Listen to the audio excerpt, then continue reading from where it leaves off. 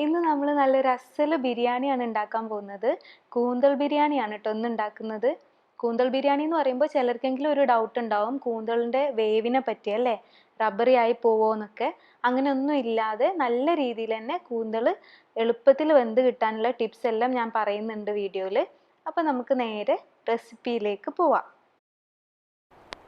ബിരിയാണി ഉണ്ടാക്കാനായിട്ട് ഞാനിവിടെ 3 കപ്പ് ജീരകശാല റൈസ് വെള്ളത്തിൽ കുതിർത്ത് വെച്ചിട്ടുണ്ട്. നിങ്ങൾക്ക് വേണമെങ്കിൽ ബസ്മതി റൈസും യൂസ് ചെയ്യാം കേട്ടോ. പിന്നെ ഞാനിവിടെ 3 വലിയ സവാള കട്ട് ചെയ്ത് വെച്ചിട്ടുണ്ട് മസാലയ്ക്ക് വേണ്ടിയിട്ടാണ്.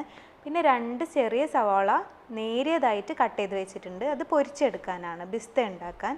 പിന്നെ ഇവിടെ 2 വലിയ തക്കാളി ഉണ്ട്, ഇഞ്ചി വെളുത്തുള്ളി പച്ചമുളക് പേസ്റ്റ്, പിന്നെ ഒരു വലിയ കൈപ്പിടി നിറയെ മല്ലിയില ഉണ്ട്, അതിൻ്റെ പകുതിയോളം പുതിനയില ഉണ്ട്. പിന്നെ ഞാനിവിടെ കൂന്തൽ കട്ട് ചെയ്ത് വെച്ചിട്ടുണ്ട്. ഇത് റിംഗ് ഷേപ്പിലല്ല കേട്ടോ കട്ട് ചെയ്തിട്ടുള്ളത്, കാരണം വലിയ കൂന്തളായിരുന്നു. പിന്നെ കുറച്ച് കൂന്തൽ ഞാനിവിടെ റിംഗ് ഷേപ്പിൽ കട്ട് ചെയ്ത് വെച്ചിട്ടുണ്ട്, അത് ജസ്റ്റ് ഡെക്കറേറ്റ് ചെയ്യാൻ വേണ്ടിയിട്ട് മാത്രമാണ്. ഇനി നമുക്ക് ഈ കൂന്തളൊന്ന് മാരിനേറ്റ് ചെയ്തെടുക്കാം. അതിന് വേണ്ടിയിട്ട് ഇതിലേക്ക് മസാലകളൊക്കെ ചേർത്ത് കൊടുക്കാം. 1 ടീസ്പൂൺ മഞ്ഞൾപ്പൊടി ചേർത്ത് കൊടുക്കാം. പിന്നെ 1 ടേബിൾ സ്പൂൺ മുളക് പൊടിയും 1 ടീസ്പൂൺ മല്ലിപ്പൊടിയും ചേർത്ത് കൊടുക്കാം. ഇനി 1/2 ടീസ്പൂൺ വീതം ഗരം മസാലയും കുരുമുളക് പൊടിയും കൂടി ചേർത്ത് കൊടുത്ത് നന്നായിട്ടൊന്ന് കുഴച്ചെടുക്കാം. ഇനി ഇതിലേക്ക് ആവശ്യത്തിന് ഉപ്പും കൂടെ ചേർത്ത് കൊടുക്കാം. പിന്നെ ഒരു 1/2 ടീസ്പൂണോളം ലെമൺ ജ്യൂസും കൂടെ ചേർത്ത് കൊടുത്ത് നന്നായിട്ടൊന്ന് മിക്സ് ചെയ്ത് മാറ്റി വയ്ക്കാം. ഇനി ഒരു കടായി ചൂടാക്കി അതിലേക്ക് ഓയിൽ അല്ലെങ്കിൽ നെയ്യ് ചേർത്ത് കൊടുത്ത് നേരിയതായിട്ട് കട്ട് ചെയ്ത് വെച്ച് സവാള ചേർത്ത് കൊടുത്ത് നന്നായിട്ടൊന്ന് ഫ്രൈ ചെയ്തെടുക്കാം. ഇങ്ങനെ ഫ്രൈ ചെയ്തെടുക്കുന്നതിനെയാണ് നമ്മൾ ബിസ്ത എന്ന് പറയുന്നത്. ഇത് നല്ല ഗോൾഡൻ ഷെയ്ഡ് ആവുന്നത് വരെ നന്നായി ഫ്രൈ ചെയ്തെടുക്കുക. എപ്പോഴും മീഡിയം ഫ്ലെയിമിലിട്ട് വേണം കേട്ടോ ചെയ്യാൻ. ഹൈ ഫ്ലെയിമിലിട്ടാൽ പെട്ടെന്ന് അതങ്ങ് കരിഞ്ഞു പോകും, പിന്നെ അതിൻ്റെ ടേസ്റ്റ് തന്നെ മാറിപ്പോകും. ലോ ടു മീഡിയം ഫ്ലെയിമിലിട്ടിട്ട് വേണം ചെയ്യാൻ. നമ്മുടെ ബിസ്ത ഇവിടെ റെഡി ആയിട്ടുണ്ട്. ഇനി ഇത് നമുക്ക് കോരി മാറ്റാം. ഇനി ഇതേ എണ്ണയിലേക്ക് തന്നെ നമുക്ക് കുറച്ച് അണ്ടിപ്പരിപ്പും മുന്തിരിയും കൂടെ ഇട്ടിട്ട് വറുത്തെടുക്കാം. അടുത്തതായിട്ട് നമുക്ക് ഇതിലേക്ക് നമ്മൾ മാരിനേറ്റ് ചെയ്ത് വെച്ച് കൂന്തൽ ഇട്ട് കൊടുക്കാം. ഇത് നന്നായിട്ടൊന്ന് ഫ്രൈ ചെയ്തെടുക്കണം.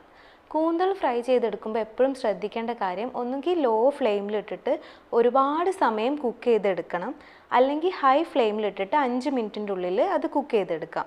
ഇങ്ങനെ 2 രീതിയിൽ ചെയ്യുമ്പോഴും കൂന്തൽ നന്നായിട്ട് വെന്ത് കിട്ടും, റബ്ബറി ആവാതെ വെന്ത് കിട്ടും. ഞാനിപ്പോൾ ഇവിടെ ഹൈ ഫ്ലെയിമിലിട്ടിട്ട് 3 മുതൽ 4 മിനിറ്റ് വരെയാണ് കുക്ക് ചെയ്തെടുത്തിട്ടുള്ളത്. ഇപ്പോൾ നമ്മുടെ കൂന്തലൊക്കെ നന്നായിട്ട് ഫ്രൈ ആയി വന്നിട്ടുണ്ട്. ഇനി ഈ ഓയിലിലേക്ക് നമ്മൾ മസാല റെഡിയാക്കാൻ വെച്ച സവാള ഇട്ട് കൊടുക്കാം. നന്നായിട്ട് വഴറ്റിയെടുക്കാം. ഇതൊന്ന് സോഫ്റ്റായി വരുമ്പോൾ നമ്മൾ നേരത്തെ അരച്ച് വെച്ച ഇഞ്ചി വെളുത്തുള്ളി പച്ചമുളക് പേസ്റ്റ് ചേർത്ത് കൊടുക്കാം. ഞാനിവിടെ 1 കുടം വെളുത്തുള്ളിയും കുറച്ചധികം വലിപ്പമുള്ള ഇഞ്ചിയും ഒരു 6 പച്ചമുളകുമാണ് അരച്ചെടുത്തിട്ടുള്ളത്. ഓരോരുത്തരുടെയും എരിവിനനുസരിച്ചിട്ട് പച്ചമുളകിൻ്റെ എണ്ണത്തിൽ മാറ്റം വരുത്തണം കേട്ടോ. ഇനി ഇത് നന്നായിട്ടൊന്ന് വഴണ്ട് വരട്ടെ. എന്നിട്ട് ഇതിലേക്ക് നമുക്ക് നമ്മുടെ തക്കാളി ചേർത്ത് കൊടുക്കണം. 2 മീഡിയം സൈസ് തക്കാളിയാണ് ഞാൻ ചേർത്ത് കൊടുക്കുന്നത്. നമുക്ക് ഈ തക്കാളി ചേർത്ത് കൊടുത്ത ശേഷം ഇതൊന്ന് മൂടി വെച്ച് കുക്ക് ചെയ്തെടുക്കാം. അപ്പോൾ തക്കാളി വേഗം വെന്ത് കിട്ടിക്കോളും. ഇപ്പോൾ നമ്മുടെ തക്കാളിയൊക്കെ നന്നായിട്ട് വെന്ത് കുഴഞ്ഞു വന്നിട്ടുണ്ട്. ഇനി ഇതിലേക്ക് നമുക്ക് മല്ലിയിലയും പുതിനയിലയും ചേർത്ത് കൊടുക്കാം. മല്ലിയില കുറച്ച് കൂടുതൽ ചേർത്ത് കൊടുക്കാം, അതിൻ്റെ പകുതി പുതിനയിലയും കൂടെ ചേർക്കാം. ഇനി ഇതിലേക്ക് മസാലകളെല്ലാം ചേർത്ത് കൊടുക്കാം. 1 ടീസ്പൂൺ വീതം കുരുമുളക് പൊടിയും ഗരം മസാലയും ചേർത്ത് കൊടുക്കാം. പിന്നെ 1 ടേബിൾ സ്പൂൺ മല്ലിപ്പൊടി കൂടെ ചേർത്ത് കൊടുക്കാം. ഇനി ഇത് നന്നായിട്ട് വഴറ്റിയെടുക്കാം. ഇനി ഇതിലേക്ക് പുളിക്ക് ആവശ്യമായിട്ടുള്ള ലെമൺ ജ്യൂസ് കൂടെ ചേർത്ത് കൊടുക്കാം. ഞാനിവിടെ ഏകദേശം 1.5 ടേബിൾ സ്പൂണോളം ലൈം ജ്യൂസ് ചേർത്ത് കൊടുത്തിട്ടുണ്ട്. ഇനി ഇതിലേക്ക് നമ്മൾ നേരത്തെ ഫ്രൈ ചെയ്ത് വെച്ച് കൂന്തലും കൂടെ ചേർത്ത് കൊടുത്ത് ഇതൊന്ന് അടച്ച് വെച്ച് തീ ഓഫ് ചെയ്ത് മാറ്റി വയ്ക്കാം. ഇനി നമുക്ക് നമ്മുടെ റൈസ് റെഡിയാക്കാം. അതിനായിട്ട് ഒരു കടായി വെച്ച് ചൂടാക്കി അതിലേക്ക് നെയ്യ് ചേർത്ത് കൊടുക്കാം. ഞാനിവിടെ 4 ടേബിൾ സ്പൂണോളം നെയ്യ് ചേർത്ത് കൊടുത്തിട്ടുണ്ട്. ഇനി ഇതിലേക്ക് 2 കഷ്ണം പട്ട, ഒരു 8 ഗ്രാമ്പു, 6 ഏലക്ക, 2 ബേ ലീവ്സ് ഇത്രയും ചേർത്ത് കൊടുക്കാം.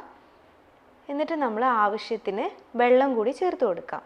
ഞാനിവിടെ റൈസ് വറ്റിച്ചെടുക്കുന്ന രീതിയിലാണ് ഉണ്ടാക്കുന്നത്, ഊറ്റിയെടുക്കുന്ന പോലെയല്ല കേട്ടോ. അപ്പോൾ ഞാനിവിടെ 3 കപ്പ് ജീരകശാല റൈസിന് വേണ്ടിയിട്ട് 4.5 കപ്പ് വെള്ളമാണ് ചേർത്ത് കൊടുക്കുന്നത്. 1 കപ്പ് റൈസിന് 1.5 കപ്പ് വെള്ളം എന്നുള്ള അളവിൽ. പിന്നെ ഇതിലേക്ക് ആവശ്യമായ ഉപ്പും കൂടെ ചേർത്ത് കൊടുത്ത് ഇത് അടച്ച് വെച്ചിട്ട് തിളയ്ക്കാൻ വേണ്ടി വെക്കാം. ഉപ്പ് ഞാൻ കുറച്ചുകൂടെ ചേർക്കുന്നുണ്ട്. ഉപ്പ് എപ്പോഴും കുറച്ചൊന്ന് കയറി നിൽക്കണം, എന്നാൽ റൈസ് കുക്കായി വരുമ്പോൾ നമുക്ക് പാകത്തിന് ഉപ്പായി കിട്ടുള്ളൂ കേട്ടോ. ഇനി നമുക്കിതിലേക്ക് റൈസ് ചേർത്ത് കൊടുക്കാം. 20 മിനിറ്റോളം ഞാനിത് സോക്ക് ചെയ്ത് വെച്ചിട്ടുണ്ട്. ഇനി ഇത് ലോ ഫ്ലെയിമിലിട്ട് ഒരു 8 മുതൽ 10 മിനിറ്റിൻ്റെ ഉള്ളിൽ വരെ കുക്ക് ചെയ്തെടുക്കാം.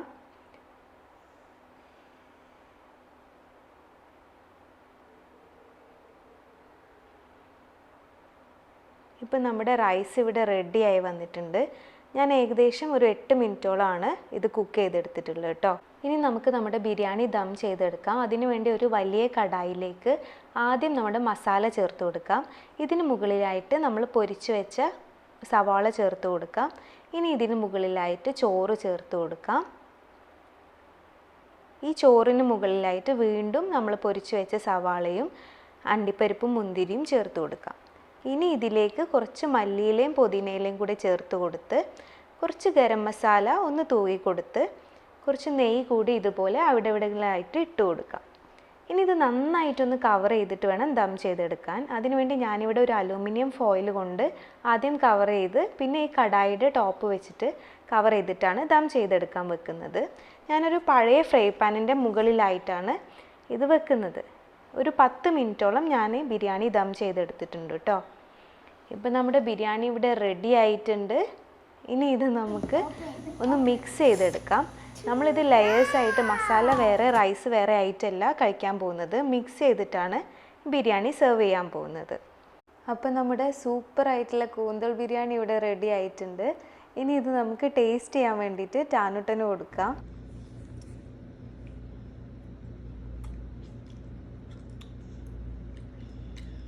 ടേസ്റ്റ് ഉണ്ടോ? സൂപ്പറാ. ബാബ ഡ്യൂട്ടിക്ക് പോയതല്ലേ?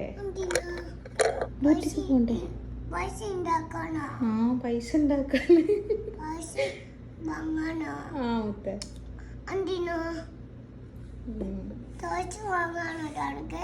ടാനുക്ക് ടോയ്സ് വാങ്ങാനാ.